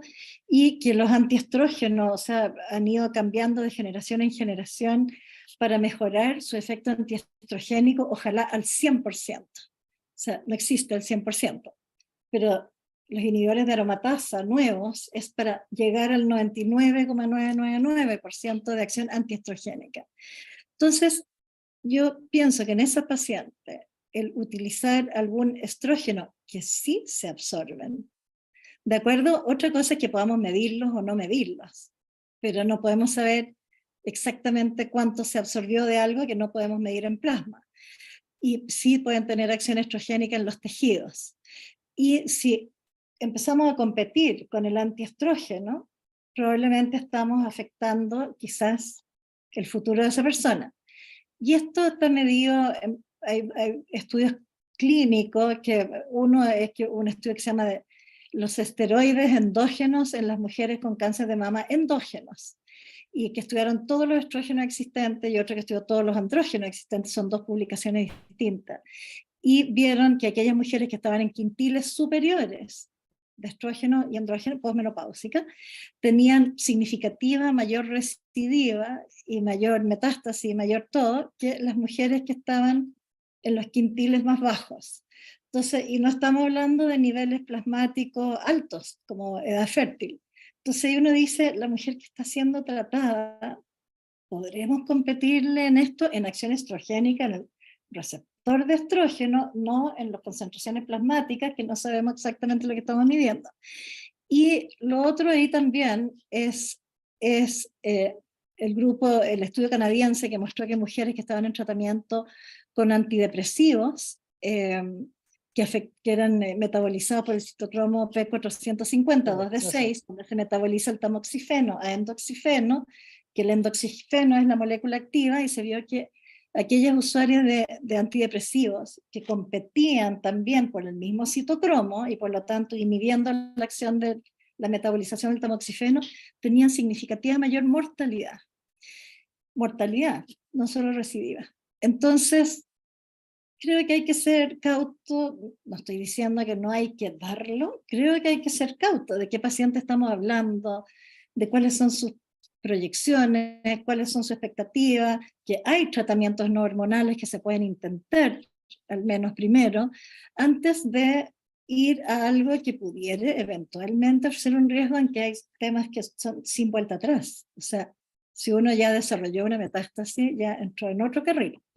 Entonces, esa es la precaución que yo tomo. Como no tenemos aquí la evidencia de grandes series, son todas series pequeñas, muchas veces con intereses comerciales también. Entonces, me dice, ¿puedo ser tan tajante en esto? Ahora, también, como te digo, la apertura, porque de repente, yo recuerdo una mujer que está metastizada entera, y llegó con su marido diciendo, nosotros teníamos una fantástica vida en pareja, y me invadió este cáncer horrible, que me afectaba la calidad de vida, y lo único que nos quedaba era nuestro abrazo, y ya ni siquiera eso para el dolor. Entonces, a ella se va a morir igual, lo digo con mucha delicadeza y respeto. Cuando ya estás jugando los últimos meses o semanas de vida, es como hacer dejar de fumar a alguien que tiene un cáncer de pulmón cuando tiene un cáncer de pulmón diseminado que va a terminar en lo último. Quizá hay de nuevo el criterio clínico de la calidad de vida poniendo un extremo. La calidad de vida siempre importa. La calidad de vida de una persona, de una pareja importa. Pero tenemos que tener cautela en lo que elijamos usar, pensando también en la proyección de vida de la persona. Muy bien, sí, que quede claro que no es la primera línea de tratamiento esta terapia hormonal local en pacientes con tratamiento con terapia endocrina por cáncer de mama, que se usan cuando las otras alternativas no dan resultado, y bueno, siempre es como dijimos, en un acuerdo con el oncólogo fundamentalmente, el mastólogo y la paciente. Bueno, me queda por agradecer, la charla está hermosa, nos felicitan, pero el tiempo se va y es tirano. Entonces, le agradezco a Germán, le agradezco a Paulina, la verdad que fue una linda mesa, y gracias Álvaro por convocarnos también a todos nosotros. Gracias. Bueno, muchas gracias Buenas a todos, que pasen bien, y la semana que viene pues tendremos el Congreso de FLASOC. Ya les estoy compartiendo aquí el link para, si quieren revisar el programa, se van a poder conectar de manera virtual, todos aquellos que no puedan concurrir presencialmente, y luego durante 30 días podrán ver todas las charlas que tiene el Congreso de San Pedro Sula. Y nos estamos reencontrando el miércoles 16 de agosto. Que pasen bien. Éxito. Chao. Chao, Muchas buenas gracias a todos. noches. Chao. Gracias. Un saludo.